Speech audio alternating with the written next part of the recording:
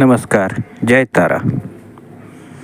हर कोई रोज पूजा पाठ घर में ही किया करते हैं, मंदिर में जाके पूजा करते हैं, पर कोई फल नहीं मिलता है।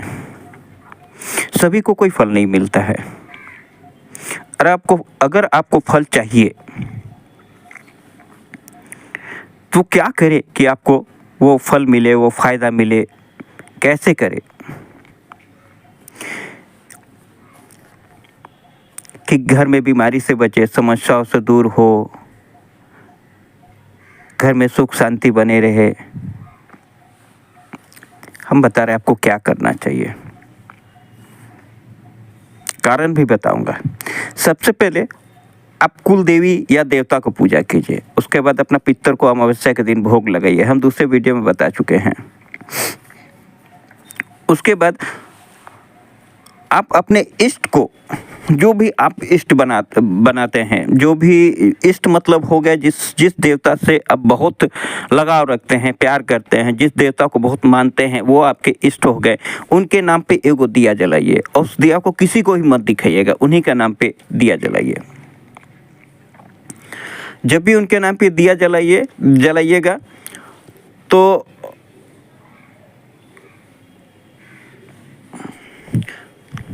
उनके नाम पे एक दिया जलाइए और एक आसन बिछाइए और एक टाइम फिक्स कीजिए। 6 तो 6, 7 तो 7, 8 तो 8, जो भी आपको समय मिले, एक समय एक टाइम। और एक जगह, ये नहीं कि आज यहाँ कल वहाँ, परसों यहाँ परसों वहाँ, वैसा नहीं। एक जगह पे एक आसन, उस आसन में आप ही बैठिएगा, किसी और को बैठने मत दीजिए, आप ही बैठिए। उसके भोग प्रसाद फूल जो देना है, जैसे चढ़ावा देना है चढ़ाइए, सभी को दीजिए, जितना देवता है सभी को दीजिए। बस दिया अपने इष्ट को दीजिए। उसके बाद आँख बंद कीजिए। आँख बंद करके पहले अपने विचार से मुक्त होइए, मन को शांत कीजिए। तुरंत नहीं होगा, धीरे धीरे समय लगेगा, शांत कीजिए। उसके बाद आप अपने इष्ट के विषय में सोचिए, क्या मेरे पास आए हैं, क्या भोग ग्रहण किए हैं, क्या जोत लिए हैं। अगर लिए हैं तो जोत को देखिए, अगर बीच में लौ दिए तो वहाँ फूल बनेगा। कैसे फूल बनेगा, क्या बनेगा, ये भी वीडियो बताए हैं। जो भोग प्रसाद अगर आपके इष्ट आके भोग ग्रहण किए हैं तो भोग जहाँ से आप निकाले उसको भी देखिए, चेंज हुआ या नहीं हुआ। दूसरा, रोज रोज आप अपने इष्ट को देखिए कैसा रूप है, क्या मेरे पास आए हैं, रोज सोचिए कैसा रूप है, उनको क्या क्या गुण है, वो क्या करते हैं, वो किस रूप में आए होंगे, उनका चेहरा कैसा होगा, उनके इष्ट के विषय में सब कुछ सोचिए। कोई मंत्र का जरूरत नहीं है, क्योंकि मंत्र का अधिकारी आम पब्लिक नहीं है। साधु महात्मा ये सब मंत्र के अधिकारी हैं, मंत्र के थ्रू उनको बुलाया जाता है, लेकिन हम लोग मंत्र नहीं जानते हैं। तो अब इसलिए हम जितना जानते हैं मुँह जवानी उतना ही बात करेंगे। तो उनको बुलाइए अपने इष्ट को, और उनके ध्यान में ही आंख बंद करके अनुमान कीजिए कि वो आपके पास आए हुए हैं, आपका भोग ग्रहण किए हैं और आपको आशीर्वाद भी दे रहे हैं। अनुमान कीजिए। रोज जब भी ऐसा कीजिएगा तो आपको पीछे से, गर्दन के पीछे एक रीढ़ का हड्डी में गर्म भी महसूस होगा, ठंडा भी महसूस होगा, कभी कभी कुछ झटका भी लगेगा। तो ये सब होगा, जिससे बहुत अच्छा सुगंध आएगा। कभी कभी बीच बीच में सुगंध भी आएगा। कोशिश कीजिए रोज सुगंध आए। सबसे पहले अपना मन और विचार को शांत करने का कोशिश कीजिए। कोशिश इतना जल्दी नहीं होगा, मन ऐसा घोड़ा है कि हमेशा वो दौड़ता ही रहता है, तुरंत नहीं होगा। लेकिन आपको सुगंध मिलने लगेगा, 1 महीना हो, 15 दिन हो, 10 दिन हो, 2 महीना हो, लेकिन मिलेगा ज़रूर। अगर एक देवता को आप रोज़ याद करते हैं तो एक समय में करते हैं तो वो भी इंतज़ार करेंगे कि मेरा भक्त है, वो भी चाहते हैं कि मेरा ज़्यादा से ज़्यादा संख्या में भक्त बढ़े, वो इंतज़ार करेंगे। जब आपको महसूस होने लगेगा कि हाँ मेरे पास सुगंध आ रहा है, तो देखिएगा मन में कितना खुशी का अनुभूति होगा। धन दौलत कुछ नहीं देंगे कोई देवता, कभी धन दौलत नहीं देते हैं, वो केवल आशीर्वाद देते हैं, उसी में हम लोग उन्नति करते हैं। वो कहाँ से लाएंगे धन, वो तो सूक्ष्म शरीर में है। ऐसे सूक्ष्म शरीर में नहीं रहता है। खैर मान लीजिए सूक्ष्म शरीर में है तो कैसे धन देंगे। तो वो धन लायक हमको आशीर्वाद दे देंगे। यानी वो क्या आशीर्वाद देंगे, हमारे शरीर में 7 चक्र होते हैं, उस चक्र को एक्टिव कर देंगे जिससे मेरा मन शांत होगा, जो काम को करेंगे वो काम मेरा 100% सही होगा। सही होगा तो ऑब्वियसली हमको काम अच्छा होगा तो हमको तो पैसा मिलेगा, और मेरा भाग्य को वो चमका देते हैं, वो भाग्य को मेरा खोल देते हैं। जो भी भाग्य खोलते कैसे, जो भी विचार रहता है मेरा खुद का नेगेटिव विचार, हम दूसरे के लिए बुराई सोचते रहते हैं, वो बुराई एक मेरे ही भाग्य में आके एक बैठ जाता है। उस अगर हम सोचना बंद कर दे, किसी के लिए बुराई सोचना बंद कर दे, तो वो उनको भी माने भाग्य को साफ करने में सुविधा होता है, और भाग्य माने क्लीन कर देते हैं, जो भी भाग्य में गंदगी है उसको साफ कर देते हैं, जिससे मेरा धन का आने का स्रोत बन जाता है। देवी देवता नहीं देते हैं। और हमारे घर में बीमारी, दुख, क्योंकि शरीर में उनका आशीर्वाद मिलता है, यानी शरीर में ऊर्जा आता है। यही ऊर्जा जो समझिए एंटीबायोटिक का काम करता है, जो वायरस को मार दिया जाता है, मार देते हैं। जैसे साधु महात्मा को कोई बीमारी नहीं होता, क्यों नहीं? क्योंकि ऑलरेडी वो ब्रह्मांड से ऊर्जा रिसीव किया करते हैं, तो उनको कोई बीमारी नहीं होता है। तो उसी तरह का वो छोटा छोटा आप महसूस कीजिएगा, रोज कुछ ना कुछ धीरे धीरे आपको महसूस हो रहा है कि हाँ, रोज थोड़ा थोड़ा हमको मेरा शरीर का जो ऊर्जा है वो बढ़ रहा है। आप ही का शरीर का ऊर्जा बढ़ेगा। तो अगर बढ़ रहा है तो ऑब्वियसली एक दिन वो ज़्यादा इकट्ठा हो जाएगा, तो आपको या आपके साथ में जो आसपास रहता है तो उसका बीमारी भी कम होगा, और दूसरा है कि आपको भी किसी तरह का बीमारी नहीं होगा। इसलिए रोज आंख बंद करके आप इष्ट को ध्यान कीजिए, इष्ट के विषय में सोचिए।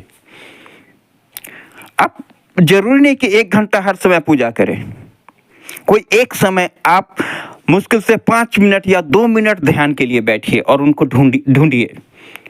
रात को भी जब सो रहे हैं तो उस समय भी आंख बंद करके उनको पूछिए, तो आंख बंद करके देखिए क्या अभी भी मेरे पास वो ऊर्जा है जो सुबह पूजा किए थे, क्या है अभी? जबकि अब काम करके आए हैं, थक चुके हैं, आप सो रहे हैं, सोने जा रहे हैं, तो भी उनको ध्यान करते हुए सोइए कि क्या अभी तक मेरे पास ऊर्जा है वो, कल सुबह हम फिर जाएंगे तो क्या रात तक टिकेगा? आप अगर किसी और के विषय में चुगली करते हैं या किसी के विषय में निंदा करते हैं तो वो क्या होगा, ऊर्जा खत्म हो जाएगा। आप जानते हैं वो आदमी बुरा करता है, लेकिन उसके विषय में अगर भला करते, उसका जो ज्ञान है वो कर रहा है, हमको कोई मतलब नहीं है। ठीक है, मेरा काम है बढ़िया करना, हम बढ़िया सोच रहे हैं। अगर ऐसा सोचते हैं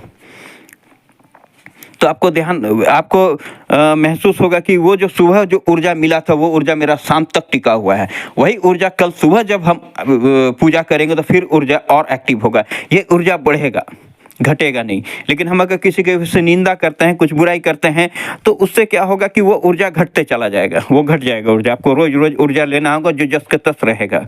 इसीलिए लोग हिमालय चले जाते हैं, जंगल चले जाते हैं, या कहीं और खाली स्थान में चले, ना निंदा होगा ना चिंता होगा, कुछ नहीं होगा। लेकिन हम लोग को परिवार और समाज के बीच में रह के करना है।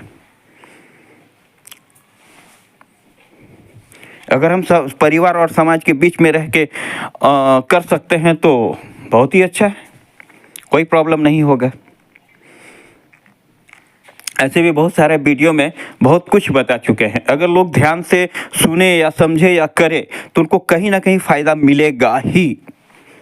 जैसे घुटना में दर्द, कमर में दर्द, बदन में दर्द, किया कह रहा है, हम बाद में बताएंगे किया कह रहा है को क्या किया जाए। जो भी किया हुआ है, जो भी तकलीफ है, हम बता रहे हैं कि आप अपने से अपना प्रॉब्लम को कैसे सॉर्ट आउट कर सके, बस रास्ता पे तो आइए। कोई किसी भी तांत्रिक या तंत्र में घर में किया हुआ है, कोई भी तांत्रिक जाते वो हटा देंगे, क्या हट जाएगा? फिर आ जाएंगे, क्योंकि आपके पास कोई रक्षक नहीं है, कोई रक्षा के लिए नहीं है। जो थे उसको तो खैर पूजा पाठ नहीं हुआ है, इसलिए हम ऐसा समझते हैं कि उसको सम्मान नहीं मिला, वो चले गए, कोई रक्षक नहीं है। हाँ, आप अपने कुल देवता पितर, अपने इष्ट को दिया दिखाइए, प्यार से मोहब्बत से बैठाइए, दिल से उनको भोग दीजिए। दिल से भोग देना मतलब मन को शांत करना और ध्यान देना उन पे, उनके विषय में सोचना।